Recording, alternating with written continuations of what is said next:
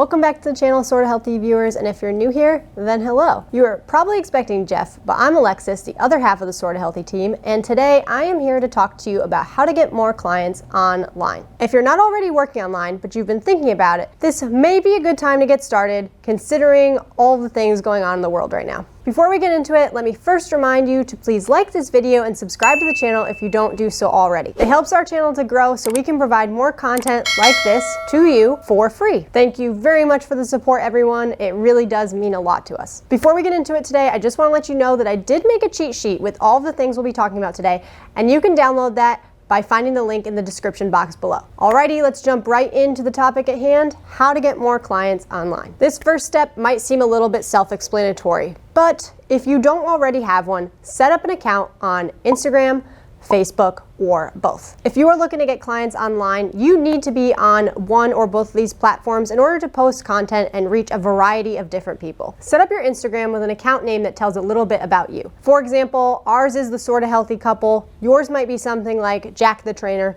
or your business name. If you already have an Instagram or Facebook page, see if you can start gearing it towards your online coaching instead of starting fresh. It will give you some leverage to have a follower base already and not have to start fresh at zero. The second step is arguably the most important. Ready for it? Figure out what you sell and to whom you sell it. This is the ultimate step because without it, you'll just be spinning your wheels. Start by figuring out what you sell. Is it a customized workout and nutrition program? Is it a group coaching program? Is it a challenge? How do you structure accountability? Do your clients check in? How often do they check in? How long is your program? Is it month to month? Is it a 12-week commitment? What is it? What's the pricing like? Do you allow people to pay per month? Is it all up front? You need to have all these details locked down before you start doing anything. Now, these aspects can evolve over time, but you need to set a solid foundation. You need to be able to explain exactly what a client is getting when they hire you. After you have that, you need to sit down and figure out who your ideal client is. Your ideal client is the person that you want to work with. Take some time and think long and hard about this and get really, really descriptive. Get into your ideal client character by thinking about how old they are, what they like, what their goals are, what their hobbies are, and anything else you can think of. Think of this task kind of like you're playing The Sims. You get a blank character and you have to design them. Only the cheat code Rosebud won't work here. All right, moving on. Make sure this person is someone that you are passionate about helping and feel comfortable working with. For example, I work primarily with women in their 20s and 30s who want to break up with restrictive dieting and reach their goals with more flexibility. I chose to work with this specific group of people after losing 90 pounds and then going through a period of severe restriction, which led to many other issues. I then realized that my food and exercise didn't have to be that way to have the body composition I wanted, and I've made it my mission to help other women realize the same. You might work with dads who want to get rid of their dad bod. Totally up to you. I did say that last step was arguably the most important. However, it really was a precursor to this one. The third step is to create content that speaks to and educates your ideal client. This is the part that takes time and consistency. And did I mention time? Work on creating engaging content, both picture and writing, that provides value. Think about what you can teach your ideal client, how you can help them. Channel all of that into pictures, captions, videos, stories, to capture the attention of the person that you are looking to attract. In this example you're seeing on the screen, I made a post about food freedom and how to have it. I gave a few suggestions and takeaways for people to connect with or use, and followed it up with a question to respond to for engagement. This post is not deep science. It's conversational, quick, and provides value to my ideal client. Let yourself in here too.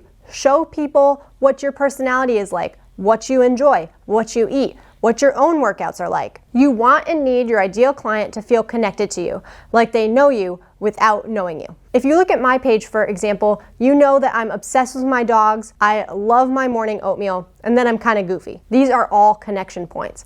I also often share my own weight loss and eating disorder story so that people can connect with that too. Share your own story and let people in. We are nosy. We want to know what you're doing. In getting online clients, you'll notice that a lot of these steps build upon one another. The next thing to do is work on connecting with your ideal client and not being afraid to pop in and say hello. Just because you start posting more consistently does not mean that people are just going to flock to your page and throw money at you. They need to see you, and often. Pick hashtags for your posts that your ideal client might be looking at or using. Search through tags that match the interests of your ideal client, such as hashtag roller skating or hashtag night in, and Poke around. For your post, you'll want to choose hashtags that A, relate to what you're posting, and B, target your ideal client. For me, that often looks like hashtag weight loss journey, hashtag moderation mindset, hashtag getting fit, or things that are similar. You might try hashtag fit after 40 or hashtag powerlifting prep or whatever matches your ideal client. You can have up to 30 hashtags, so you'll want to try out some different ones and see what works best. Comment on photos, like posts, and follow people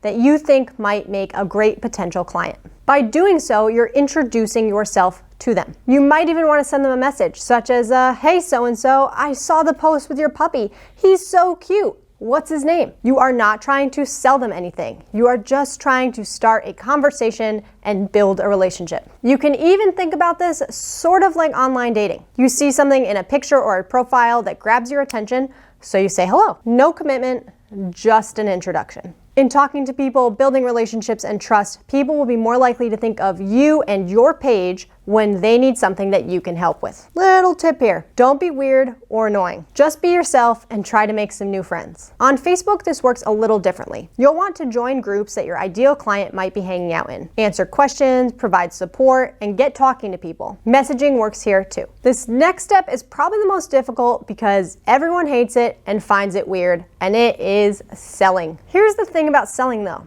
If you've done your job right, you really don't have to sell anything. A potential client knows exactly what you offer and they know they want to work with you. There are a couple pieces to selling online that are a bit different than selling in person though. First, you'll want to include sales posts in your feed on a rotation. I've included some information on content creation and scheduling your posts in that free download below. When creating a content schedule, you want to pick 4 to 5 core topics you talk about. This may be fitness, nutrition, form checks, or something of the like. Then create a content calendar like this one, where you speak on a certain topic each day, following a specific plan of action. As you can see here, the plan shows that Monday is a story post, Tuesday educational, Wednesday focuses on a pain point and solution, etc. Following a schedule will help you stay consistent and focused in your posting. Just a reminder that this sample schedule is in the download in the box below. A selling post may look like a testimonial from a client that you've worked with. It may look like a before and after. It may look like an educational post with some information about how you help people and a little blip about how you're now accepting new clients. If you're sitting here and you're like, testimonial before and after, don't have those. Ask some family members or friends if you can coach them for free or for a discounted rate in exchange for some testimonials or pictures. Doing this will not only get you what you need, but it will also allow you to work out some kinks in your coaching process that maybe need to be addressed. In your feed, always let people know that you are accepting new clients and direct them on a way to set up a consultation or get more information. Pop a link in your bio for either an application or interest form or a link to your calendar to schedule a consultation call. When someone is interested in your coaching, always hop on a phone call or a Zoom because it's more personal than just sending over some information via a message. A consultation is always about them, not you. Spend the time going over their goals, get to know what they're looking for, and be honest about whether or not you'd be a good fit. Once you've talked all about them, tell the client a little bit about your program, how it works, and how it will help them reach their goals. Then ask if it's something they'd be interested in starting. Remember that people aren't just going to flock to your page because you know what you're talking about and are a good coach. This is where the relationships that you built earlier come in. If someone you follow posts a workout video, you can send them a message and say, hey, I saw your video, what are you working on right now? Let me know if you'd ever want to hop on a call to go over your goals. I'm an online coach and I specialize in X, Y, and Z. Don't be pushy, don't be weird, and just be honest. If you think you can truly help them and they recognize that, they may not be 100% into it right now, but they may think of you in the future when they're looking for a coach. All right, the last step here kind of goes with the previous step and all the steps before that. Stay consistent, stay communicative, and get people the results they're after. Provide new clients with exactly what you offered and more so that they can reach their goals and find success. As you enroll people, maintain your effort on the previous steps so that people continue to see you as an authority, build trust with you, and eventually will want to work with you. I know what you're thinking here. This sounds like a lot, and to be honest, it kind of is. But the reward of being an online coach is worth the time and effort it takes to build your clientele. Just a reminder that everything we talked about today is in a handy-dandy little tip sheet that I have put down below in the description box. There you'll find all of these steps plus more for you to use in building your online clientele. If you haven't already, please remember to like this video and subscribe to the channel so that you get notified every time we have a new video. Thanks for watching, everyone. I hope you found this video helpful, and until next time, stay sorta healthy.